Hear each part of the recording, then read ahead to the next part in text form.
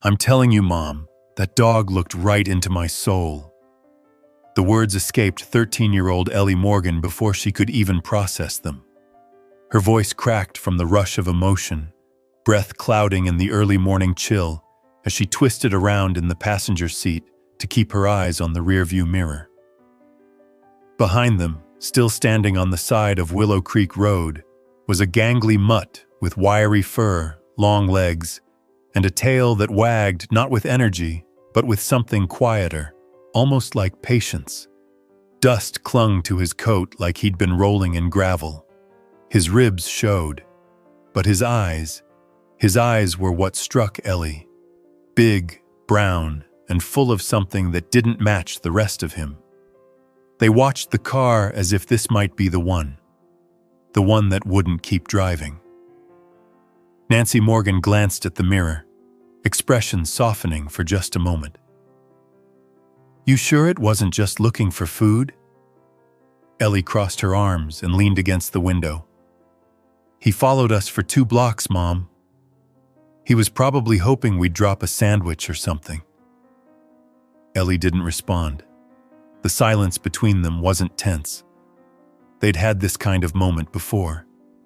Ellie and her impossible heart. She'd once cried for 3 days over a nest of abandoned ducklings until they found their way to a local wildlife rescue. And there was the time she snuck dog biscuits into her backpack every day for a month, just in case she crossed paths again with the German Shepherd that hung around the gas station. But this morning felt different. This morning's dog didn't just haunt her mind.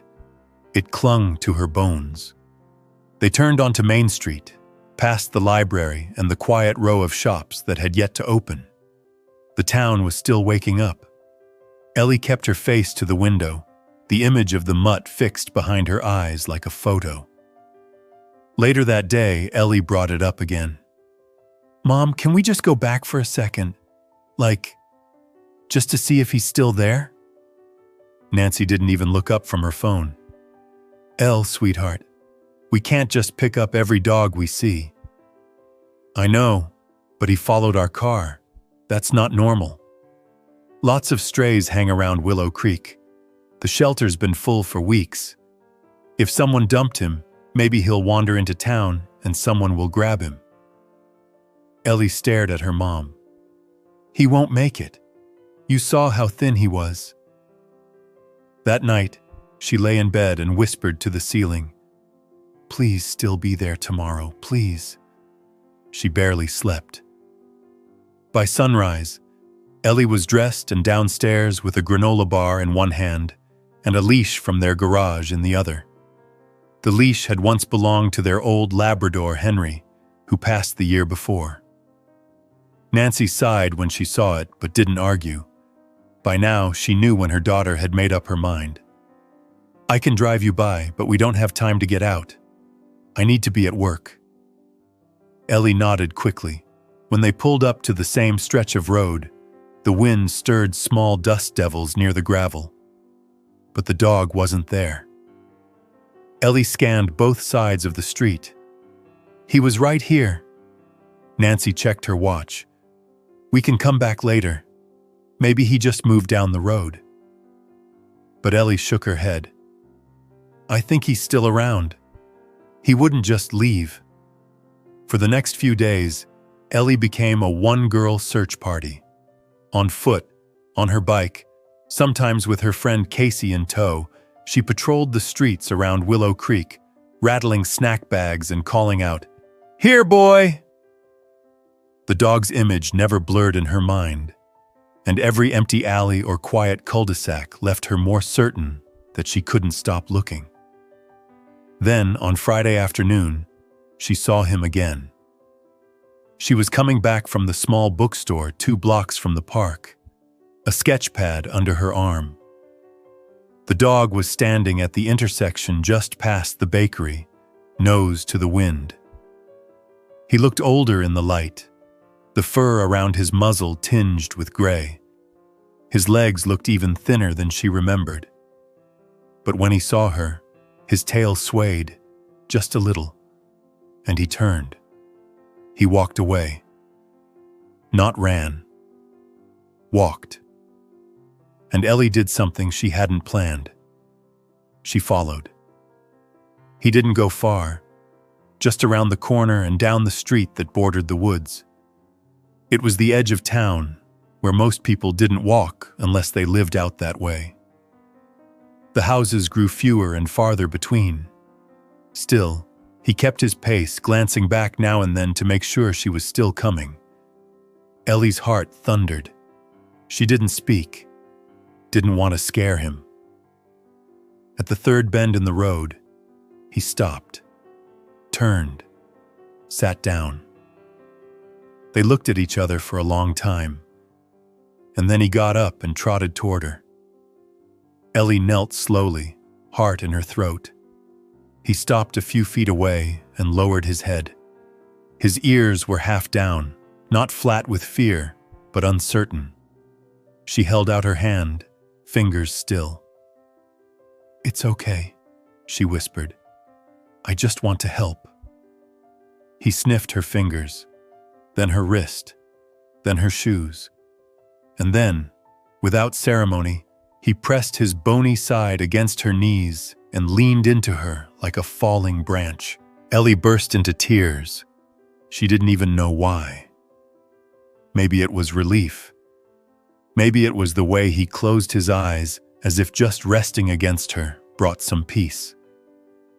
Maybe it was because, for the first time in days, she wasn't chasing a shadow. She named him Jasper. It was the name she'd thought of 2 days earlier, in case she ever found him again. He looked like a jasper, something gentle and solid. That night, she sat in the back seat of her mom's car with Jasper curled beside her. They were headed to the local vet, the only one who'd agreed to check out a stray without a formal appointment. The vet, Dr. Tilly, was a quiet man in his 60s, with white hair and an easy smile. He looked Jasper over and shook his head. "He's not young, got some wear and tear, but you'd be surprised how tough these guys are." "Is he sick?" Ellie asked, voice small. "Hungry for sure. Some arthritis in the back legs, but nothing life-threatening." "No chip?" Nancy asked. Dr. Tilly shook his head. "Nope. Might have had one once, or maybe never, hard to say." When they got home, Jasper sniffed every inch of the living room before curling up on the old rug near the fireplace. He didn't bark, didn't whine, just sighed and lay still.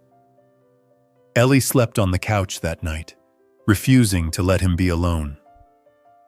The next few days passed in a quiet kind of rhythm. Jasper adjusted faster than anyone expected. He followed Ellie from room to room. He drank water like he'd never known what clean water tasted like. He didn't eat quickly, though.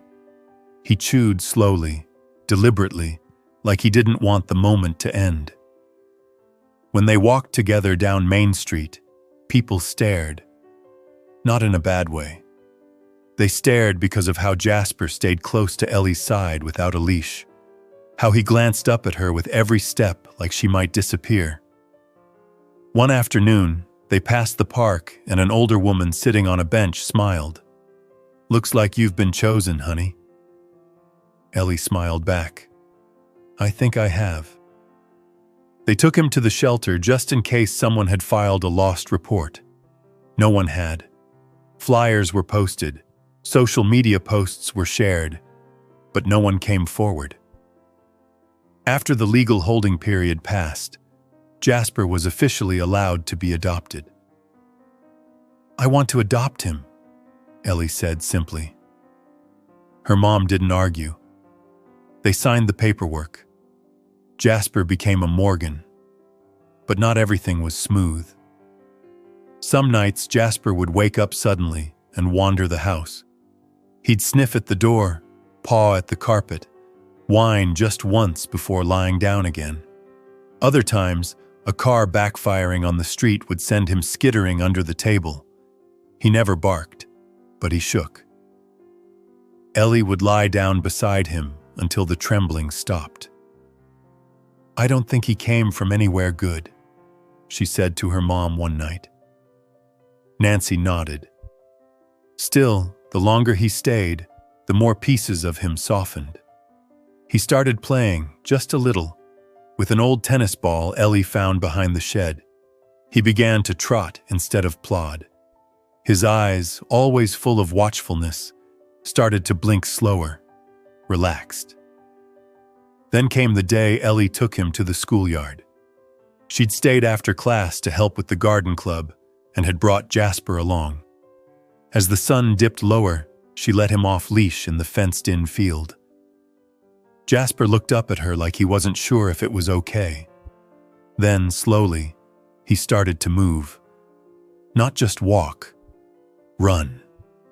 His legs stretched, his ears flew back. He made a wide circle, then another, then another.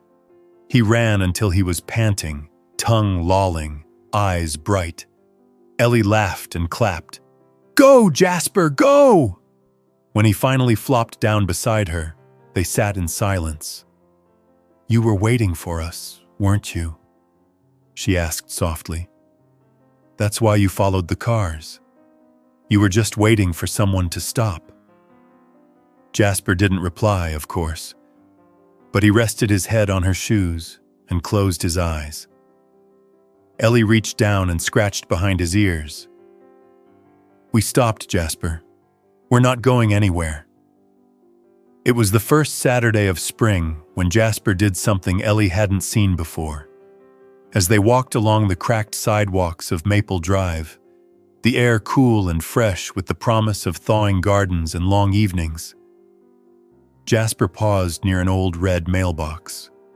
He sniffed once, then again, and instead of moving along like he usually did, he sat down. Not abruptly, more like the slow settling of someone trying to remember a place. His ears twitched. His eyes drifted toward the house behind the mailbox. Ellie watched him carefully. "What is it, boy?" Jasper didn't answer, of course, but he stayed still for a long moment before finally standing up and trotting forward again. Ellie followed, puzzled, but let it go. They passed that same mailbox a few days later.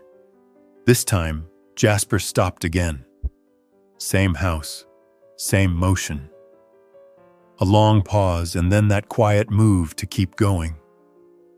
Ellie glanced up at the house. A modest one-story home with a garden full of stone gnomes and faded wind chimes. The curtains were closed. There was a for sale sign, weather-worn and lopsided, stuck in the front yard.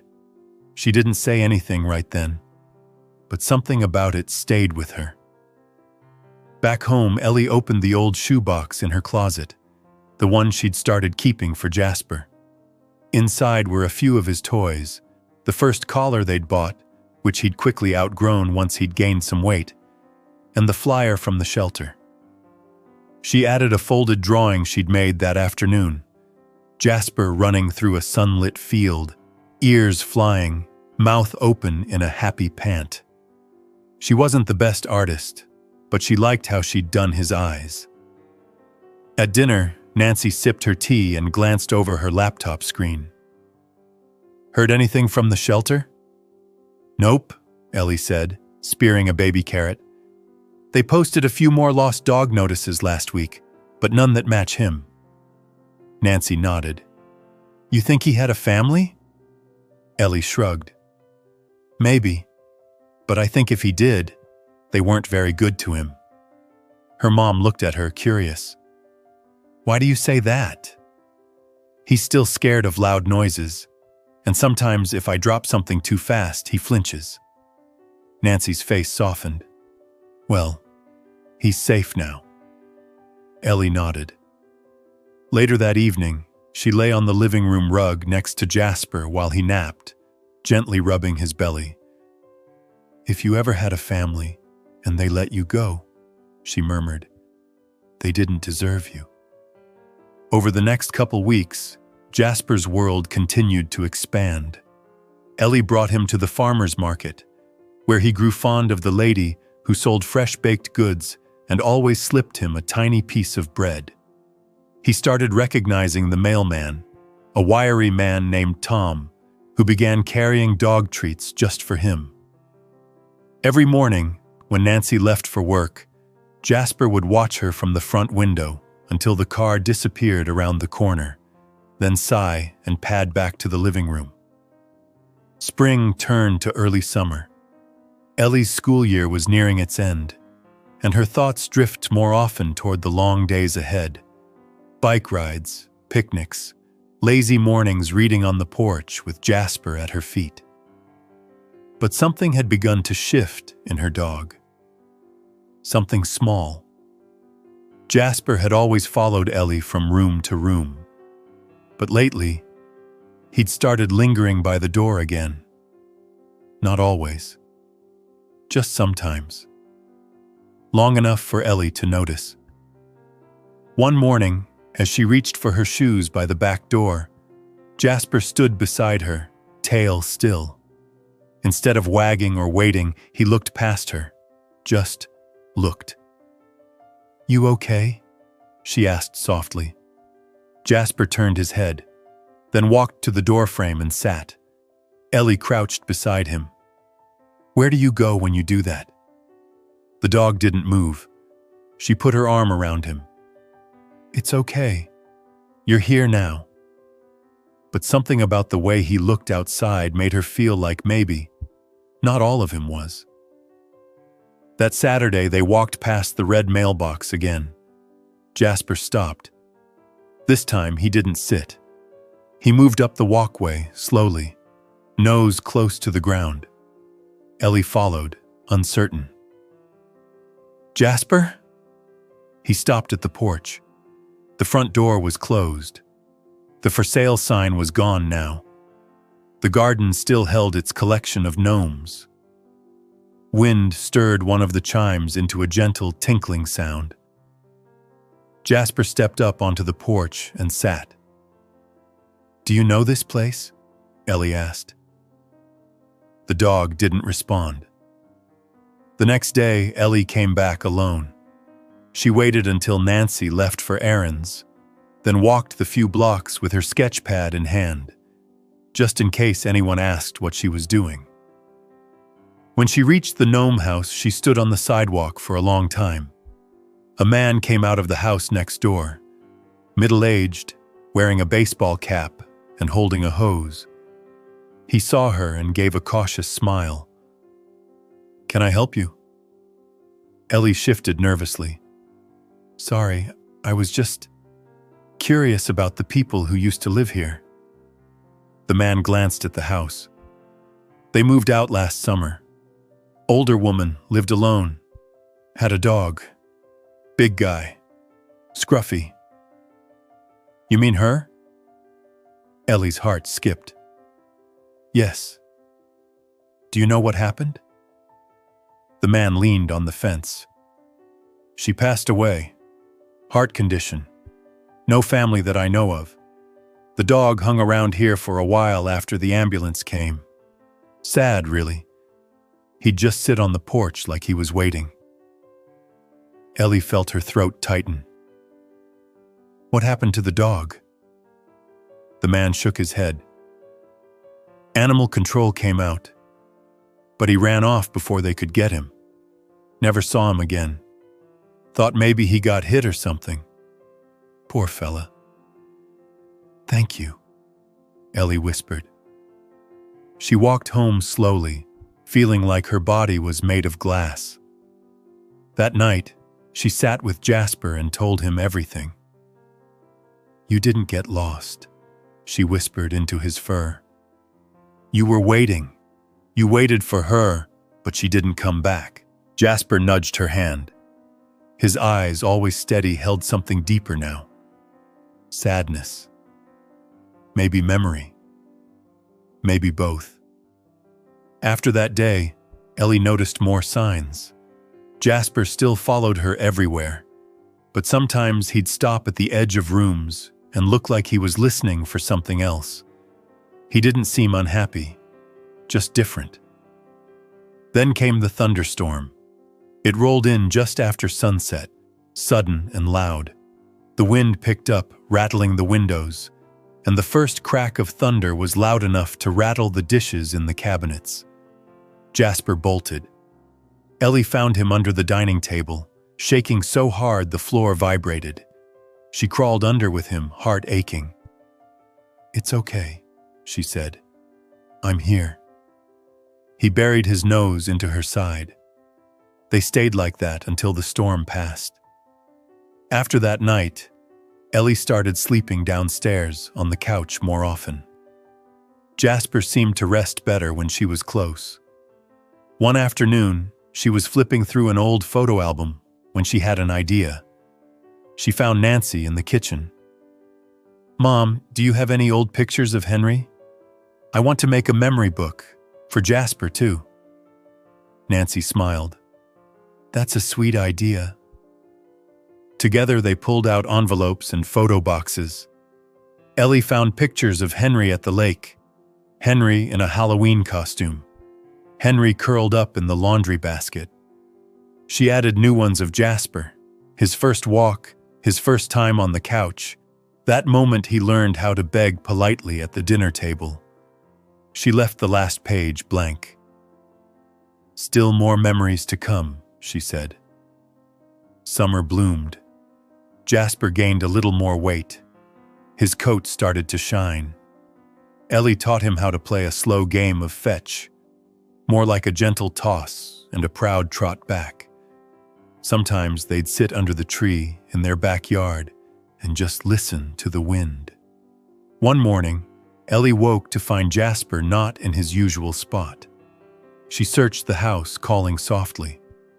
When she found him, he was lying in the hallway, facing the front door, paws stretched out like he'd been waiting. "You okay, buddy?" He turned his head, blinked slowly. She sat beside him. "Do you still think about her?" The silence was soft. "I think she loved you a lot," Ellie whispered. She didn't ask for anything from him. She didn't tell him he was hers now. She just stayed with him. That night, they walked to the gnome house one last time. It was quiet. Fireflies blinked in the bushes. The porch light was off. Jasper climbed the steps and sat. Ellie sat beside him. They didn't say anything. When Jasper finally stood, she stood too. They walked home slowly. Something had changed. Not ended, not faded, just shifted. Like maybe Jasper had been waiting for permission to let go of something. Or maybe he'd just needed someone to bear witness. Ellie didn't know. But she knew he slept soundly that night. She did too. The sun had barely risen when Ellie heard the familiar sound of Jasper's paws padding across the hardwood floor. She blinked awake on the couch, the light blanket half off her legs, and sat up just as Jasper poked his head around the corner. His tail gave one slow wag. "Hey, you," she whispered, reaching out her hand. He trotted over and rested his head on her knees, warm and calm. Ellie smiled, rubbing behind his ears. "Want to go see the world?" She slipped on her sneakers and grabbed his leash. They didn't always use it anymore. Jasper stayed right beside her, but she brought it anyway, clipped loosely to his collar as they stepped out into the still, quiet street. The morning was fresh, with dew on the grass and the faintest golden glow slipping through the clouds. Birds chirped above them, and a sprinkler clicked somewhere in the distance. They walked with no destination, winding through sleepy neighborhoods where porch lights still blinked drowsily. Jasper trotted along, sniffing the air with interest, but no urgency. Eventually, they reached the duck pond behind the elementary school. The water was still, broken only by a few lazy ripples from drifting birds. Ellie sat on the bench near the edge, and Jasper lay at her feet, chin resting on his paws. They stayed like that for a while. It had become a ritual of sorts, these early morning walks. Moments for just the two of them, quiet and soft. Sometimes Ellie would hum. Sometimes she'd talk to Jasper about things she couldn't quite put into words around people. He never interrupted, never judged, just listened. That morning, she talked about her dad. "He used to take me fishing," she said, staring at the water. "Before the divorce, before he moved out to Seattle. I don't even think he liked fishing, but he said it was about spending time together. You'd like him, maybe. He's quiet. Not great with dogs, though." Jasper blinked. Ellie laughed softly. "Yeah, maybe not." Later that day, they visited the park. A few kids were already there, kicking around a soccer ball. Jasper lay near Ellie under the big oak tree, watching the activity with mild interest. "Is he friendly?" one of the kids asked, a girl with braces and a lime green backpack. Ellie nodded. "He's the friendliest." The girl approached slowly, and Jasper, as if sensing her carefulness, raised his head and gave a soft chuff of acknowledgement. She giggled and sat cross-legged a few feet away, then reached out her hand. "He's got old eyes," she said. Ellie glanced at Jasper, then smiled. "Yeah, like he's seen everything and just wants a nap." Over the next few weeks, more kids began to recognize Jasper. He became something of a fixture at the park, a gentle presence that made people smile. People would stop by with treats, or just to say hello. Jasper took it all in quietly, and Ellie started to feel something shift inside her. It was like she was seeing the town through Jasper's eyes, the corners where the wind carried new smells, the yards where squirrels chattered, the sidewalks where people paused just long enough to notice one another. Everything felt softer somehow, like the world was trying a little harder. One afternoon, Nancy picked Ellie up from the park and watched as 3 kids waved goodbye to Jasper through the car window. "He's got a fan club," she said, amused. Ellie grinned. "He deserves it." At home, Ellie began keeping a journal, a daily log of things Jasper did. Nothing groundbreaking, just details. June 12th. Jasper watched a butterfly land on the porch railing for 5 minutes. Didn't bark, just stared. June 16th.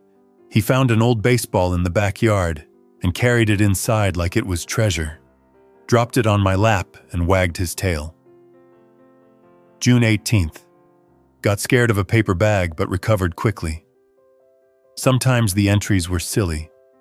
Sometimes they felt profound in a way Ellie couldn't explain. June 20th.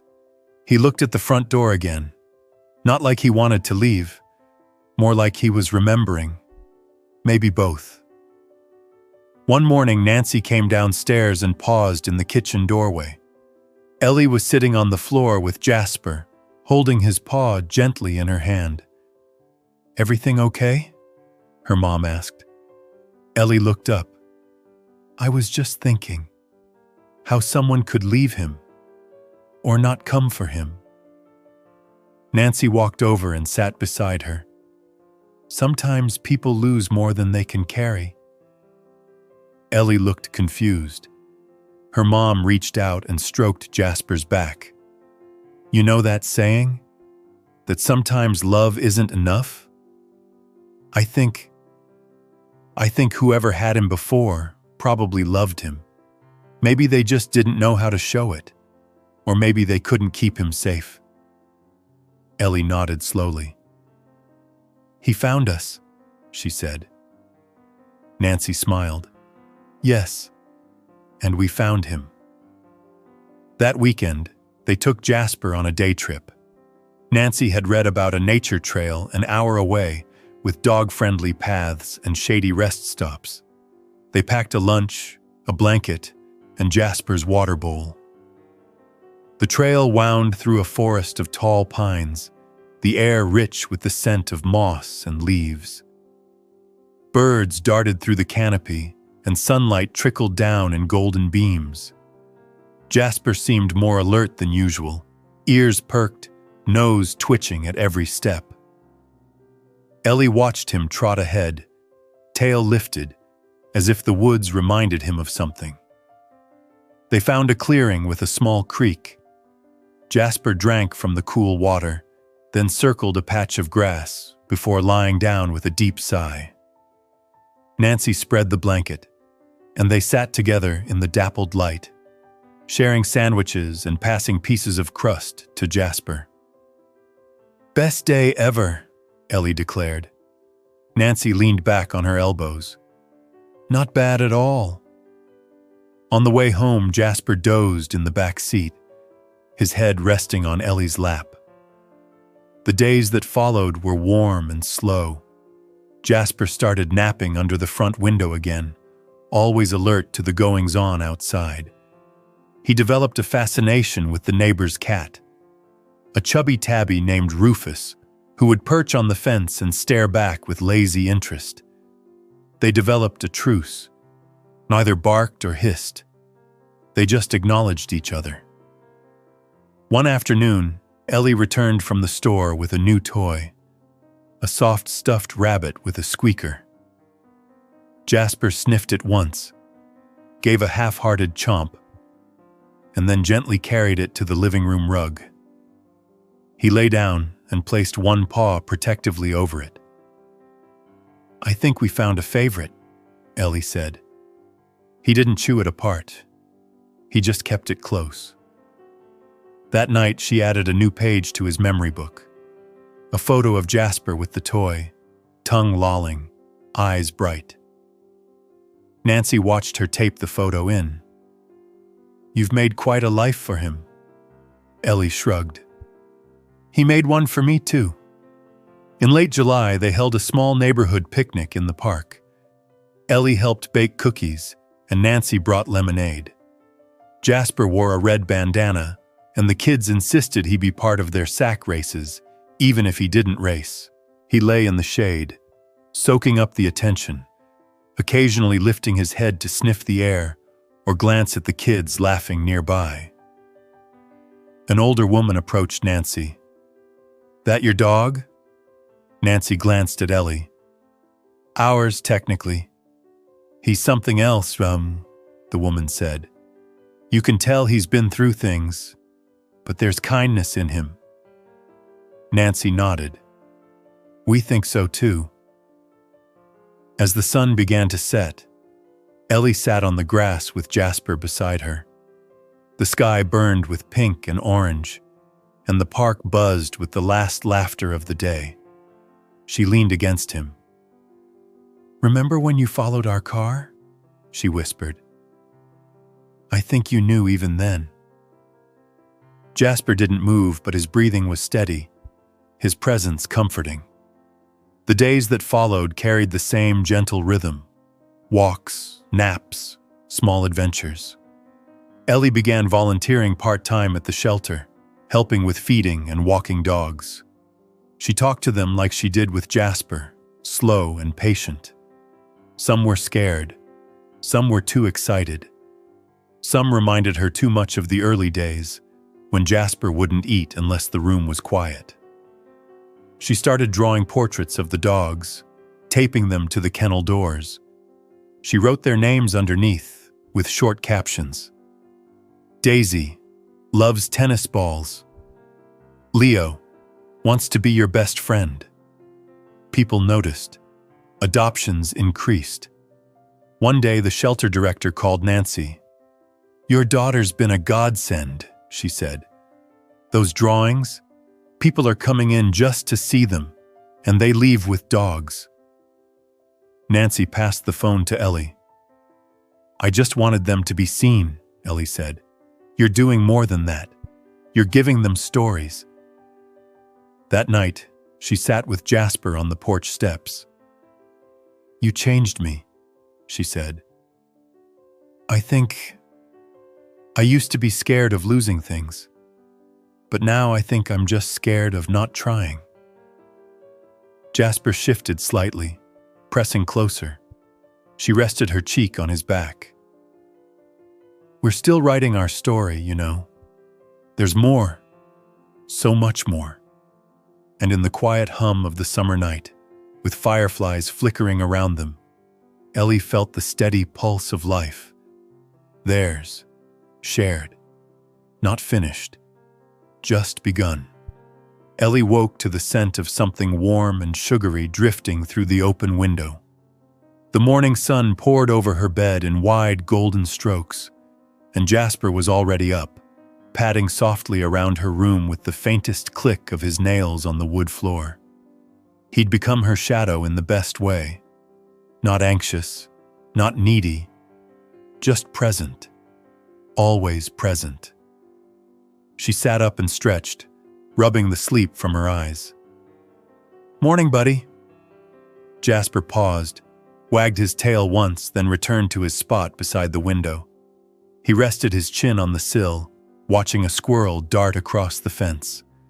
It was a slow start to what would become a day packed full of movement, though neither of them knew it yet.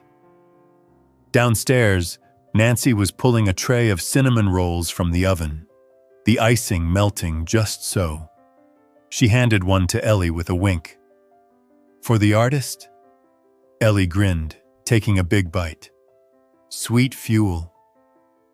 They had plans to visit the flea market just outside town, a sprawling mix of antiques, handmade crafts, and vendors with dogs on leashes. Ellie loved it. So did Jasper, who by now had developed a reputation as the calmest dog on 4 legs. People asked to pet him. Kids crouched down to hug him. Vendors slipped him snacks under their tables. He soaked it in with his usual, quiet gratitude. That morning, Jasper rode in the back seat, with the window halfway down. The breeze rustled his ears, and Ellie watched him in the rearview mirror. She liked catching those glimpses of how he watched the world without urgency, as if each passing tree or fluttering flag was worth absorbing. The flea market was already bustling by the time they arrived. Ellie held Jasper's leash loosely as they wandered between booths. He stayed close, only pausing to sniff a wooden duck sculpture or greet another dog with a soft wag of the tail. They passed a table with hand-sewn pillows, and an older woman behind the display leaned forward. "Well now, he's a handsome one. What's his name?" "Jasper," Ellie replied. "He's got kind eyes." "He does." She moved on, but the compliment stuck in her mind. It always did. It wasn't about how pretty he was or how polite. It was always the same word. Kind. Near the far end of the market, Ellie spotted a table stacked with old books. She stopped and flipped through the worn spines while Jasper lay down in the shade of the canopy. The man behind the table had gray streaks in his beard and smelled faintly of pipe smoke and peppermint. "Looking for anything special?" he asked. "Just something about animals, or maybe a story with a dog in it." The man nodded and turned to a small crate beneath the table. He pulled out a paperback with a faded blue cover and handed it to her. "Try this one. It's not famous, but it stayed with me." Ellie flipped it open. The first sentence made her pause. "The dog came into our lives like a whisper and stayed like a promise." She closed the book slowly. "I'll take it." They walked back to the car with the book tucked under her arm. Jasper panted lightly, his steps still strong. Back home, she read the book aloud to him. Not all at once, just a few pages each afternoon. Jasper would lie beside her, his breathing slow and steady. She liked to imagine he understood the story. Maybe not the words, but the tone, the rhythm, the love behind it. One afternoon, as she finished a chapter, She looked over to find his eyes closed. His head rested against her shin. The stuffed rabbit lay between his front paws.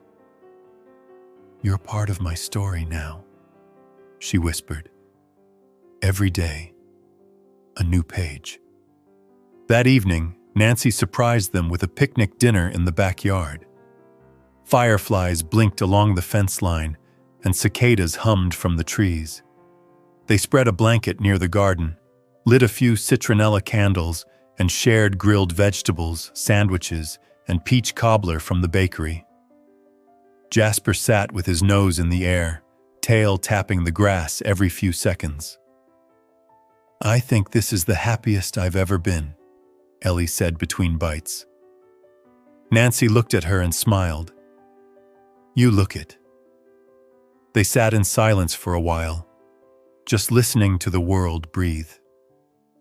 The next day brought something unexpected. Ellie and Jasper were walking their usual route near Willow Creek when a car pulled over beside them. A woman stepped out, tall, thin, dressed in a navy windbreaker. She had a notebook in one hand and a small badge clipped to her waistband.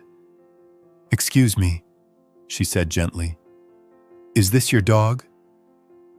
Ellie tightened her grip on the leash. "Yes, he's mine." The woman crouched a little to Jasper's level. "He's beautiful. What's his name?" "Jasper." "I'm with the county shelter," the woman said. "No trouble, I promise. I think I may have met this dog once." Ellie's heart started to race. "When?" "Last year. There was a report of an abandoned dog in this area, but when we came to collect him, he disappeared. I never stopped thinking about him. I called him Dusty for the way he looked when he ran off, but he wouldn't come near me." Ellie's voice came out quiet. "He found us." The woman smiled. "Looks like he found the right place." She scribbled something in her notebook and handed Ellie a card. "No worries on my end. He's yours, officially. Just thought it was worth saying. I'm glad he's okay." Ellie nodded, her heart finally settling. "Thanks for trying to help him." Jasper didn't react much, just watched the woman with mild interest, then turned back toward the sidewalk, ready to keep walking. That night, Ellie added a new note to his memory book. July 24th.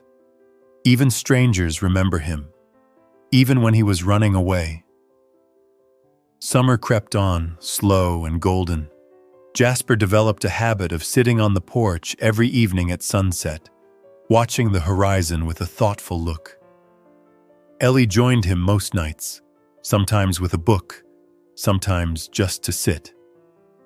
One evening, Nancy brought out an old photo album from the attic. They sat together, flipping through the pages.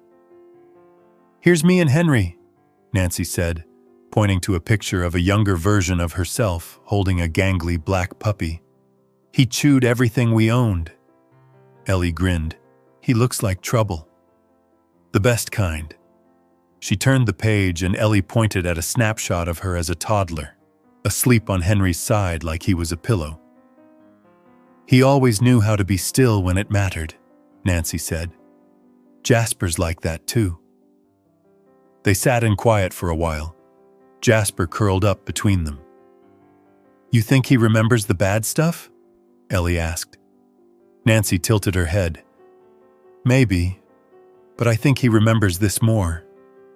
She gestured to the moment, the candles glowing on the porch railing, the sound of crickets, the breeze lifting strands of hair from their faces.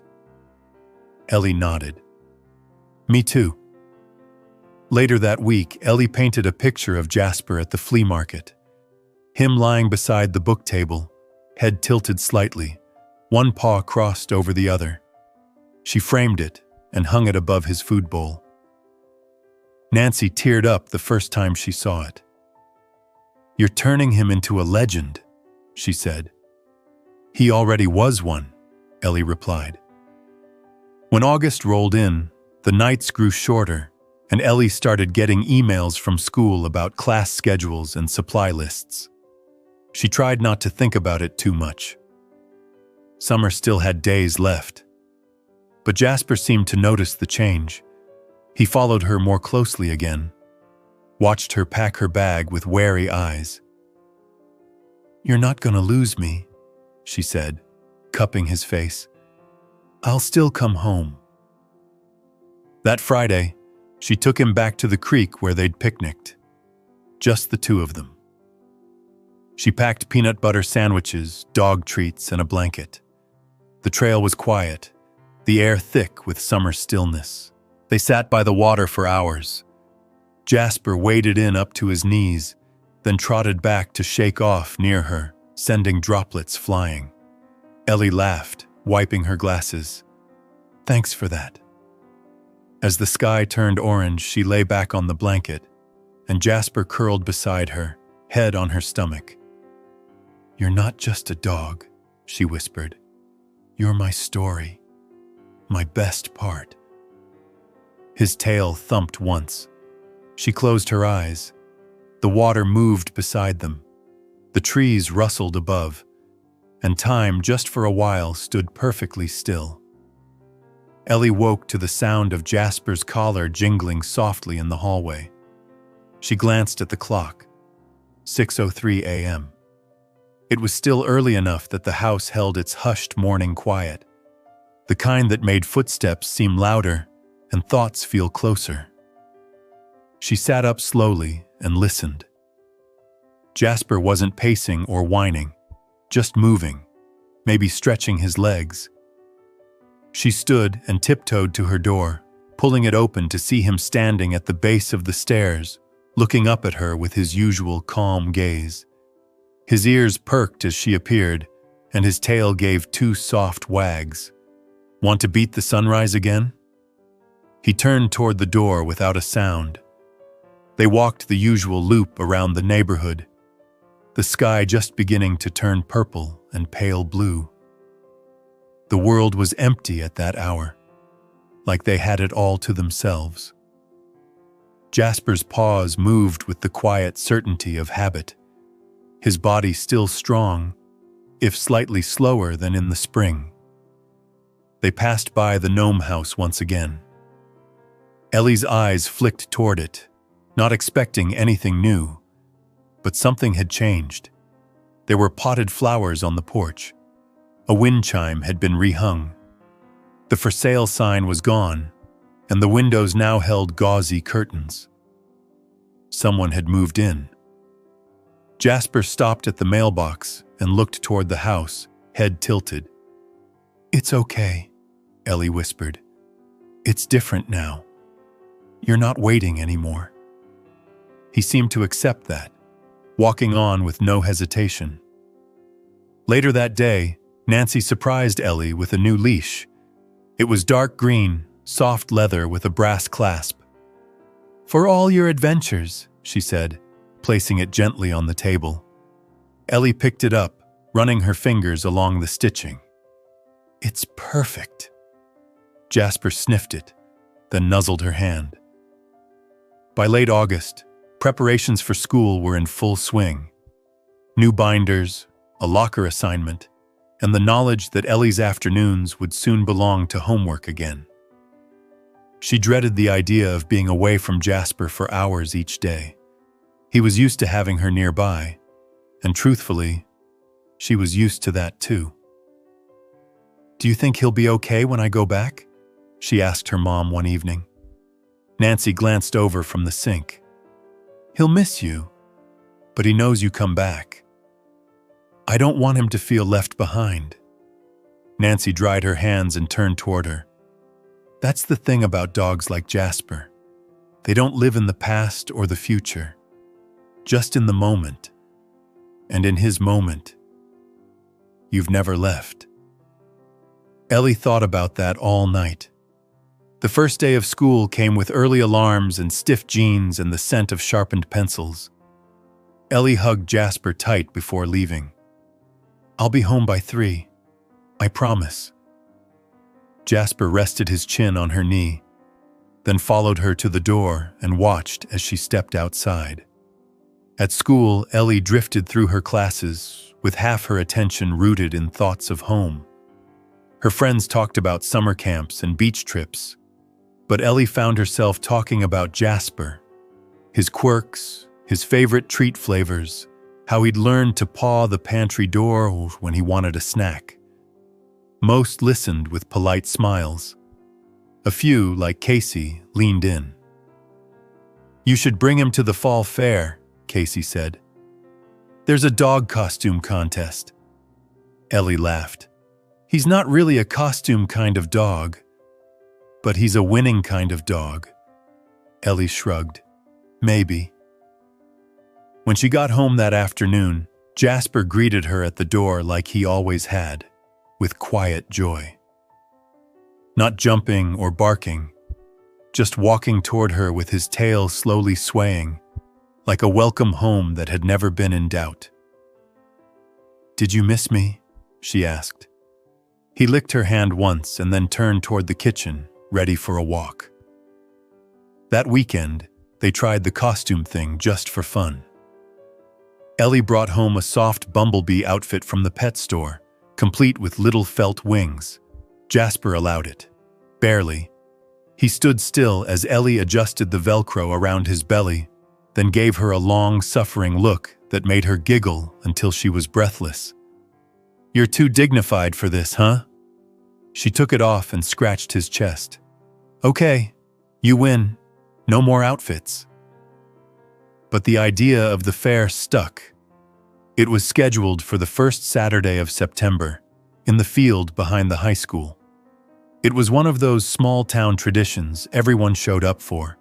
Food trucks, pie-baking contests, face painting, hay rides. Nancy offered to drive them over, parking just down the street from the school. The field buzzed with families and music, and the smell of kettle corn. Ellie clipped Jasper's leash, and they joined the crowd. He handled it well, staying close, sniffing curiously at the various booths. More than once, people stopped to comment on his calm presence. "You should enter him in the Good Citizen test," someone said. "They're doing them by the west fence." Ellie looked over. A small table had been set up with a trainer and a clipboard. "He doesn't really know tricks," she said. "It's not about tricks, it's about temperament." Curious, Ellie approached the table. The trainer, a woman in her 30s with sandy hair and a quick smile, greeted them. "This your buddy?" "His name's Jasper." "Mind if we run him through the checklist?" Ellie hesitated. "Sure." The trainer ran them through a series of simple tests. Can he sit calmly while you talk to someone else? Can he walk through a crowd without pulling? Will he stay still while I touch his paws? Jasper passed everything. Quiet, focused, trusting. The trainer handed Ellie a certificate. "Congratulations, he's a certified good boy." Ellie beamed. He already was. On the walk back home, she tucked the certificate into her backpack. "You didn't need a piece of paper to prove it," she said. "But still, I'm proud." The weeks that followed brought a new rhythm. School in the morning, walks in the afternoon, quiet time in the evening. Jasper adjusted well. He still waited by the door some mornings, but he no longer seemed anxious, just aware. One afternoon, Ellie brought home a notebook labeled Jasper's Journal. She began filling it with observations. September 10th, met a butterfly, didn't chase it. September 15th, lay in the sun for 2 hours, didn't move once. September 21st, barked at a lawn gnome, not sure why. The journal helped her stay close to him during the day. It reminded her to notice the little things. Then came the day Jasper met Scout. It happened during one of their walks near the park. A woman with short hair and hiking boots was trying to control a wiry young mutt with mismatched ears and boundless energy. "Sorry," she called as the dog lunged toward them. "He's still learning." Jasper stood his ground, calm and still. The younger dog stopped short, ears up, and just like that, they settled. No barking, no growling, just curiosity. The woman introduced herself as Maggie. "Scout's my first dog," she said. "Didn't know what I was getting into." Ellie laughed. "Jasper's teaching me everything I didn't know I needed." They started walking together a few times a week. Scout bounced ahead like a pinball. Jasper moved like a steady shadow. They made a strange pair, but it worked. Sometimes Maggie would tell stories about her job as a photographer, or the way Scout chewed through her favorite shoes. Ellie talked about school, her drawings, and how Jasper once got stuck under the table trying to chase a dust bunny. It became a small circle of comfort. 4 souls who fit together in a way that didn't need much explanation. In early October, Ellie came home with a surprise, a Polaroid camera. "It's for the memory book," she told Jasper, holding it up. "We're documenting your greatness." She took pictures of everything. Jasper sleeping in a sunbeam, Jasper sitting with Scout, Jasper staring at the fridge like it owed him something. She hung them on her wall with string and clothespins. Her room became a museum of moments. Jasper, in all his quiet glory, had become the center of it all. And through him, Ellie felt steadier, like maybe life wasn't just about big things. Maybe it was about mornings that smelled like toast, or walks where the only sound was the click of paws and the rustle of leaves. She added one last entry to Jasper's journal before bed. October 6th. He chased a leaf today. Just one, like he forgot to act old. She smiled as she wrote it, folded the journal shut, and curled up beside him on the floor. "Good night, my best friend," she whispered. Jasper, half asleep, gave one small wag. The wind had picked up overnight. By the time Ellie stepped outside with Jasper the next morning, the trees along their street were swaying and letting go of golden leaves in lazy spirals. The air had a crisp edge to it now. Fall had arrived quietly but fully, and the town had started to wear its seasonal colors proudly. Pumpkins on porches, wreaths made of twigs and dried corn, and Halloween decorations fluttering on fences. Jasper paused at the first pile of leaves they passed, nose twitching. He pawed at it once, then again, and Ellie laughed as he buried his snout into the mound and emerged with a small stick like he'd discovered buried treasure. "Congratulations, sir," she said. "You've found the crown jewel of autumn." They continued their morning walk under a sky streaked with soft gray clouds. The scent of chimney smoke was faint but familiar.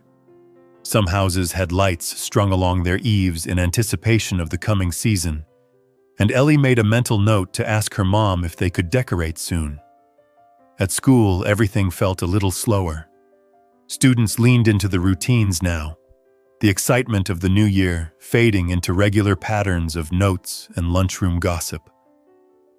Ellie's thoughts drifted often to home, to Jasper waiting by the door, to the way he would greet her not with fanfare, but with quiet expectation and warmth.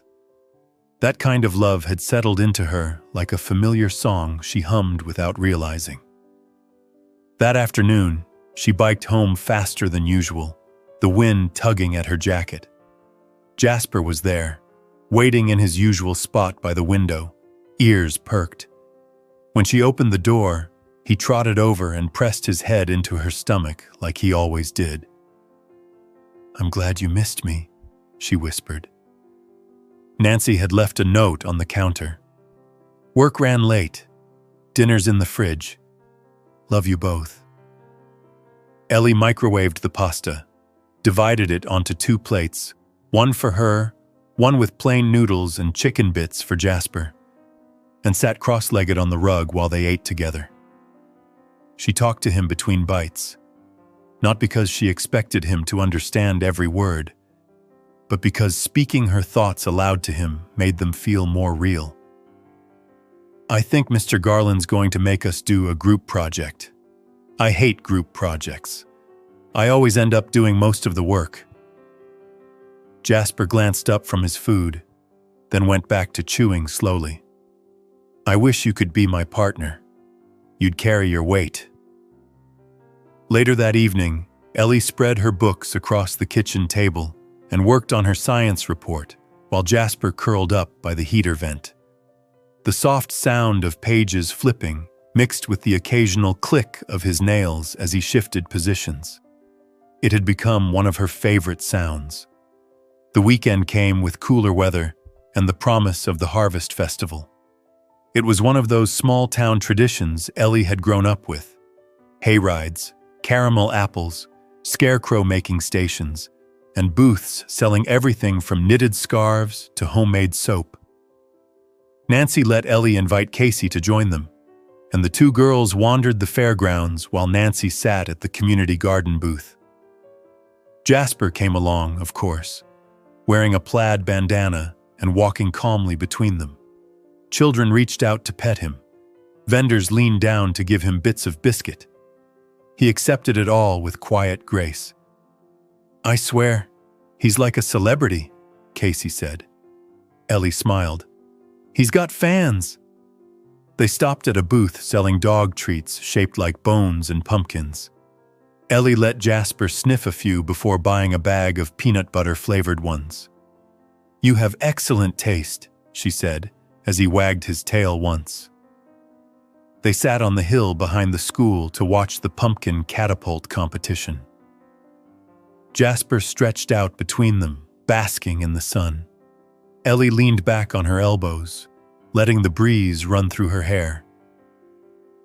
"I used to think happiness was big," she said after a while. Casey turned to her. "What do you mean?" "Like fireworks, big news, huge surprises, but it's not. It's this." She reached down and stroked Jasper's side. "It's little things that pile up until you realize you wouldn't trade them for anything." Casey nodded. "You're getting all poetic." Ellie laughed. "He makes me that way." As the festival wound down and the sun began to sink, Ellie and Jasper walked home while Nancy drove with the boxes they'd picked up. The streets glowed with orange light, and the breeze carried the faint sound of laughter from backyards and porches. Halfway home, Jasper stopped. He stood still in front of a house they usually passed without thought. His ears twitched. His nose lifted.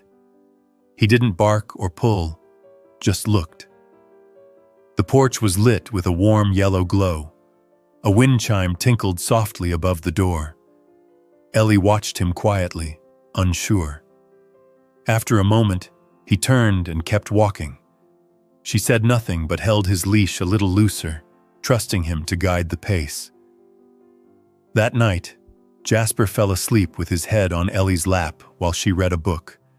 The quiet moments were more frequent now. Less effort, more presence. Like they'd grown into one another in a way that didn't need explaining. One rainy Tuesday, Ellie stayed home sick. Nothing serious, just a mild fever and a scratchy throat. Nancy made her tea and toast and left her bundled up on the couch with a stack of books. Jasper stayed beside her all day, shifting only to press closer when she coughed or shifted in her blankets. His steady warmth made the day bearable. Better, even. "You're the best medicine," she whispered, as she drifted to sleep with her hand resting on his side. By mid-October, the air had sharpened. Mornings were colder. Jasper's walks grew a little shorter, his joints stiffening just slightly in the early hours. Ellie noticed. She added an extra blanket to his bed. rubbed his hips before their walks. She also noticed how he still tried to keep up, still stood at the door when she grabbed her jacket, still met her eyes with that same quiet readiness. They returned to the creek one weekend, bundled in sweaters and scarves. The water ran a little lower, and the trees had traded their green for fire. They sat on the same blanket, the same way. "I think this is my favorite place," Ellie said. Jasper didn't move, but she felt his tail tap twice against the blanket. She smiled. "Yeah, mine too." After school the next week, Ellie sat at the kitchen table working on her art project, an assignment to create something that represented transformation. She wasn't sure what to do until she glanced down and saw Jasper sleeping near her feet. She chose watercolor. Over the next few evenings, she painted him, once as he looked when they first met, thin, wary, still watching the world from a distance. Then again, as he was now, healthier, brighter-eyed, his body full and his expression calm. She titled the piece, "Becoming." When she presented it in class, her voice trembled. "This is Jasper. He was a stray when I found him, or maybe when he found me. He used to flinch if you dropped a spoon. Now he follows me like he's part of my shadow. He didn't change overnight. It was slow, gentle, and it happened while we were just living. But it's the biggest transformation I've ever seen." Her classmates were quiet. When she sat back down, Casey leaned over and whispered, "You made the teacher cry." Ellie glanced up. Sure enough, Mrs. Carter was dabbing her eyes. That afternoon, she told Jasper all about it. "You're famous again. You keep doing that." He yawned and rested his head on her lap. As Halloween approached, Ellie helped decorate the porch. Jasper supervised from the steps, occasionally sniffing the carved pumpkins or watching the streamers blow in the wind. Nancy placed a straw scarecrow beside the door, and Ellie tied a tiny ribbon around its wrist in Jasper's favorite color, blue. "We'll hand out candy together," she told him. "You can wear your bandana and be my co-host." The night was chilly, but their porch became a popular stop. Kids laughed and ran up the steps, some brave enough to ask if they could pet the quiet dog sitting beside the candy bowl. "He's like a ghost dog," one little boy said, reaching out gently. "More like a guardian," Ellie said, smiling. By the end of the night, Jasper was curled beside her feet, with his eyes half closed. "You're the best part of this house," she whispered.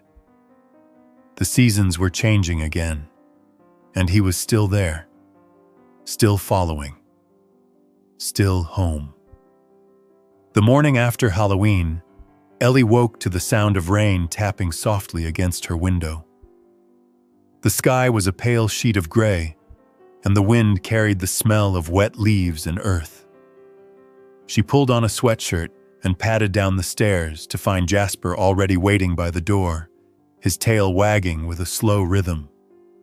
"Still want to go out in this?" she asked. He nudged the leash hanging by the door in response.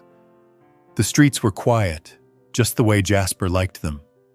Their footsteps were muted on the damp pavement, and puddles collected along the curb where leaves floated like miniature boats. Ellie kept the hood of her jacket pulled tight as they made their way to the small trail behind the school. It had become a favorite spot of theirs, quiet and lined with low stone walls covered in moss. Jasper moved steadily, sniffing here and there, never pulling.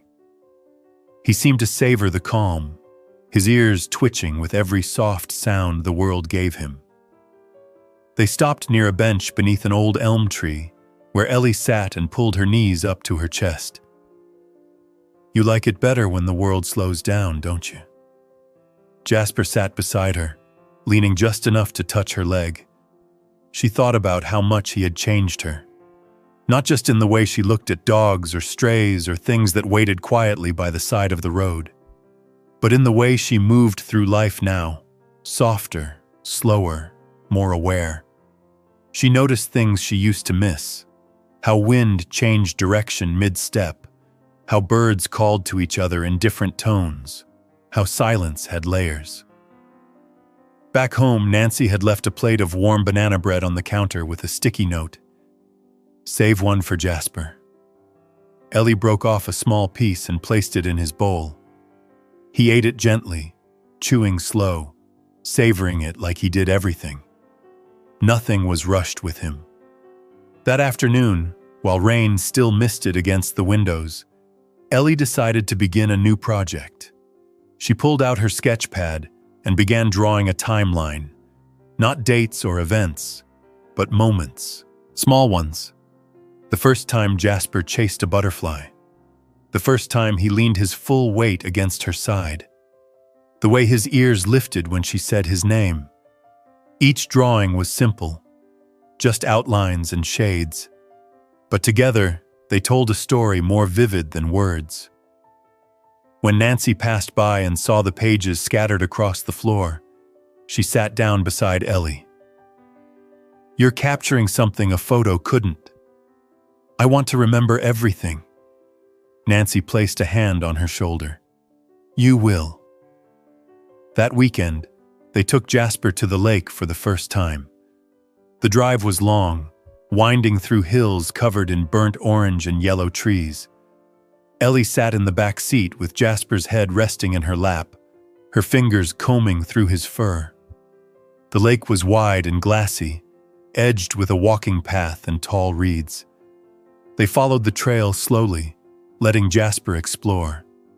His paws squished softly into the mud near the edge, and he watched the ducks with mild curiosity but didn't chase. "He's a gentleman," Nancy said. Ellie tossed a stick into the shallow water. Jasper hesitated for a moment, then stepped in just far enough to grab it. He brought it back with careful steps, tail wagging. "I think he likes it here," Ellie said. They found a bench facing the water and sat for a while, sharing apple slices and leftover sandwiches. Jasper lay beside them with his head resting on Ellie's boot. It was one of those moments that settled in deep, not dramatic or loud, but something that would stay. The weeks that followed moved with the same soft rhythm. School became busier as the holidays approached, and Ellie began working on a short story for her English class. The assignment was simple: write about someone who changed your life. She chose Jasper. She wrote about the day she saw him by the side of the road, the way he followed their car, the way his eyes held something she couldn't look away from. She wrote about his silence, his patience, his way of understanding things without needing to speak. When she read it aloud in class, the room fell silent. Afterward, her teacher approached her. "That was beautiful, honest." Ellie nodded. "He makes it easy." That evening, she read the story to Jasper while he lay curled up beside the heater. His breathing was slow and even, his eyes half closed. "I think you knew from the start," she whispered, "that we needed each other." The first frost came overnight. Ellie woke to find the grass silvered and the windows fogged. Jasper hesitated at the front door that morning, his paws shifting slightly on the cold porch.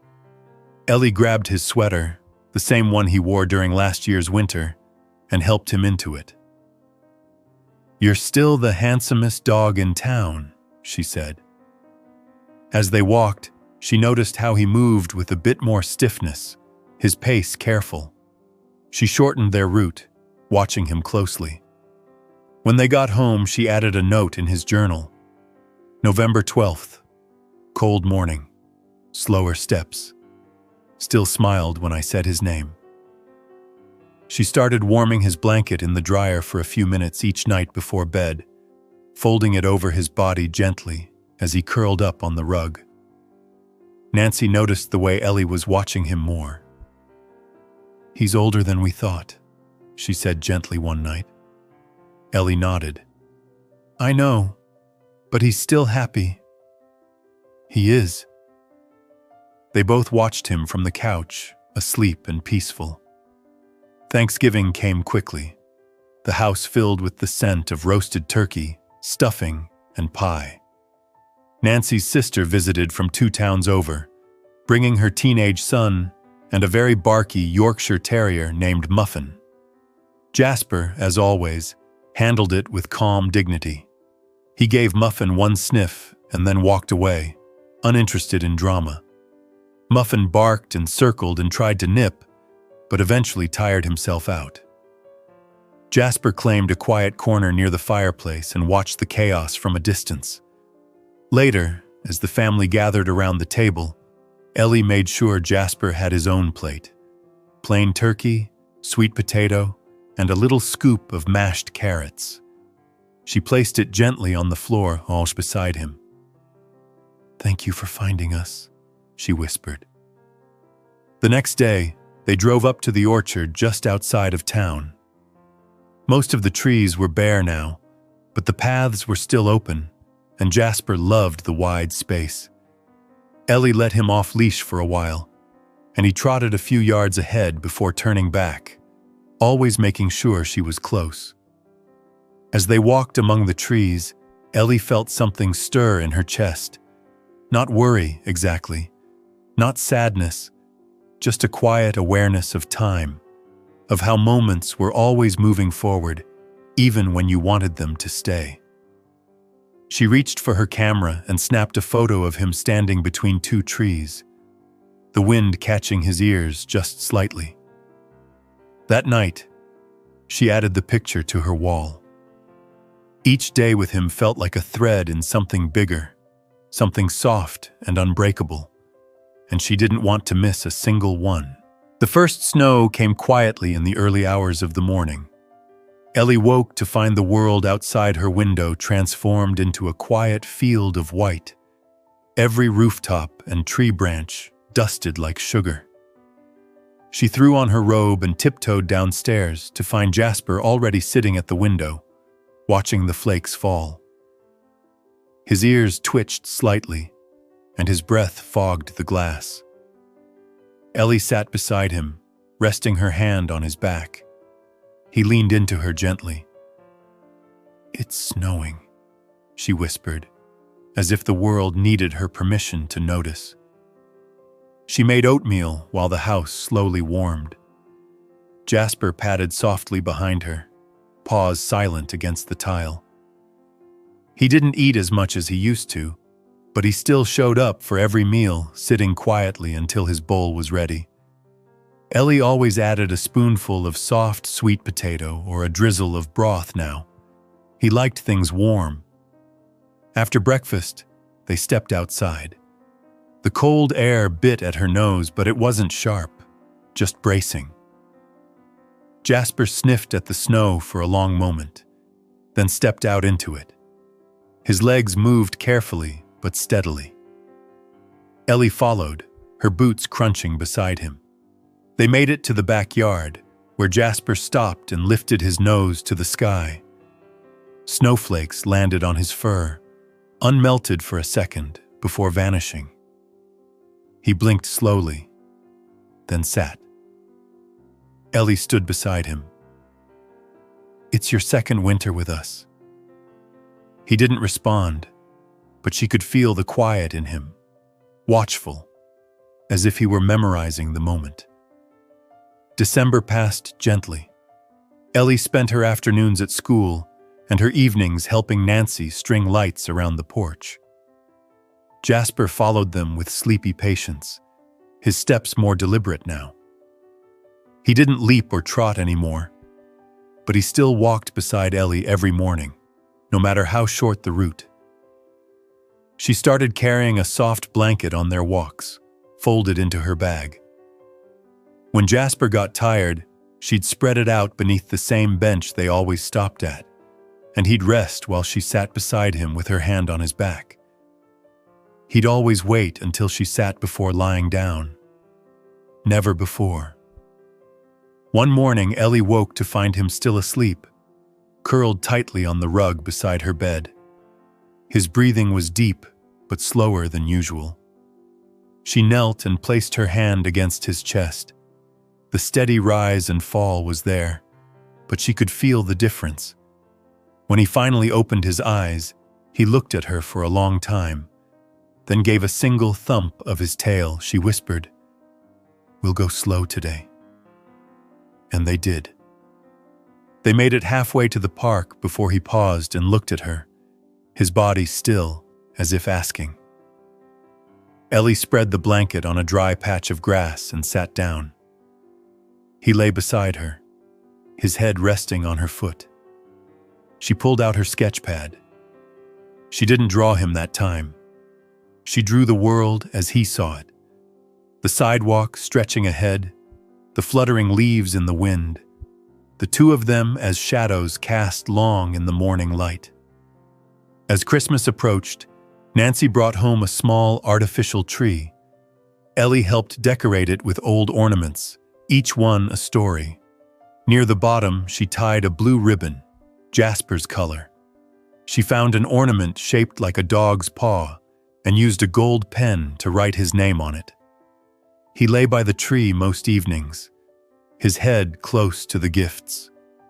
He didn't sniff or explore, just rested, quietly part of it all. Christmas morning was soft and slow. Ellie woke early and brought his breakfast to him on a little tray. Soft turkey, sweet potato, a dog biscuit shaped like a star. She sat beside him while he ate. Then she opened her gift from Nancy, a framed copy of her painting, the one of Jasper's transformation. There was another, smaller box too. Inside, a charm shaped like a dog tag engraved with Jasper's name, strung on a delicate chain. Ellie put it on immediately. Later that day, after the guests had left and the dishes were done, Ellie and Jasper curled on the couch together, wrapped in a blanket. "You're the best part of every day," she whispered into his fur. That night, he slept beside her bed, the way he always had. The new year came. Snow piled deeper along the roads. Ellie started walking alone sometimes, on the coldest days. But she always sat with Jasper first, asking if he wanted to come. He didn't always get up now, but when he did, he moved with steady dignity. She journaled everything. January 5th. He watched the snow fall for 20 minutes straight. I think he likes how quiet it makes the world. January 12th. His steps were slower today. I stopped walking and waited for him to decide if he wanted to keep going. He did. One afternoon, Scout came to visit. Maggie brought a bag of dog treats and a box of tea. Jasper and Scout lay side by side on the rug, and though Scout was fidgety, he settled eventually, head resting on his front paws. "They're like opposites," Maggie said. "You're Jasper. He's so anchored." Ellie nodded. "He holds the room down." That night, she sat on her bed and added another note. January 20th. He closed his eyes while Scout snored. Didn't flinch. Didn't move. Just waited it out. February arrived quietly. The days began to lengthen, and Ellie started noticing how the sun now touched parts of the porch it hadn't reached since autumn. Jasper still lay in his favorite spot near the heater, but some afternoons, he'd follow the sunlight across the room, moving slowly to lie where it was warmest. One morning, he didn't get up when Ellie came downstairs. She sat beside him, her heart thudding gently in her chest. "Hey, it's okay. You can sleep in." He blinked up at her. His breathing was soft. His eyes were clear.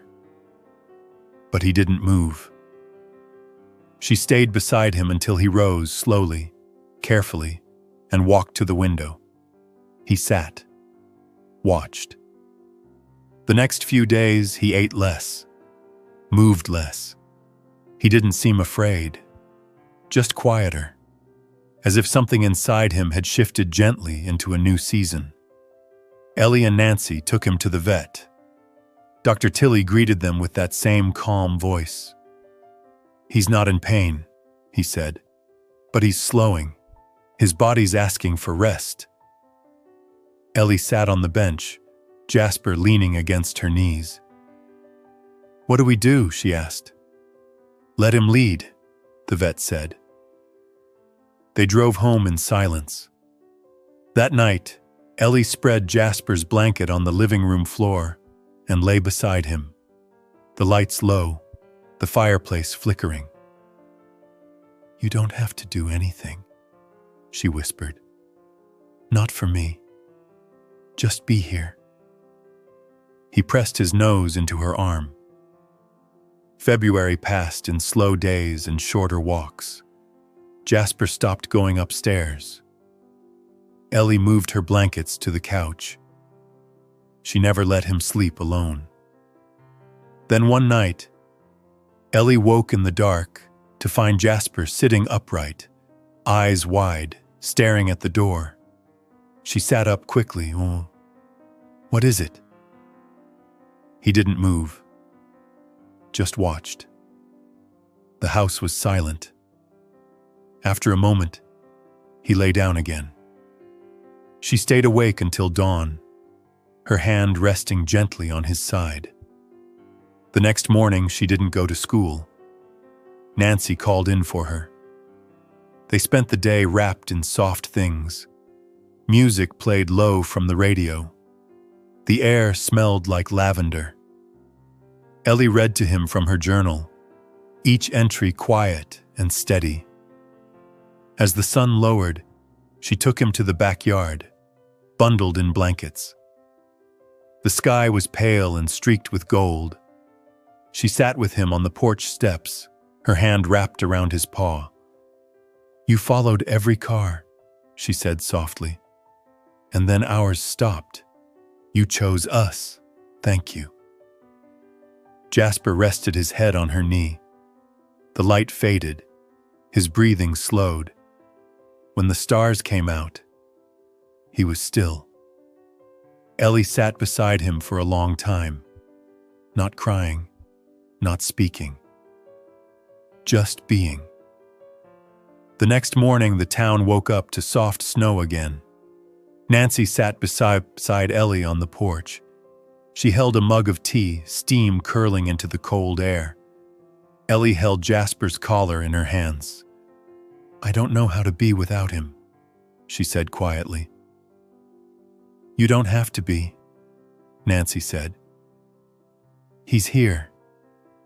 Just differently." Ellie nodded. She spent the next few days quietly, sorting through drawings, photos, old toys. She boxed some, kept others. She hung his charm on the wall above her bed, beside her sketch of the two shadows on the sidewalk. She walked alone for a while. And then one day, she passed the park and saw a dog sitting alone by the water fountain. It was young, bony, ears too big for its head, watching the road. Ellie stopped, watched, then stepped closer. "Hey," she said gently. "You waiting for someone?" The dog stood slowly. She knelt. "I know the feeling." The dog wagged its tail once.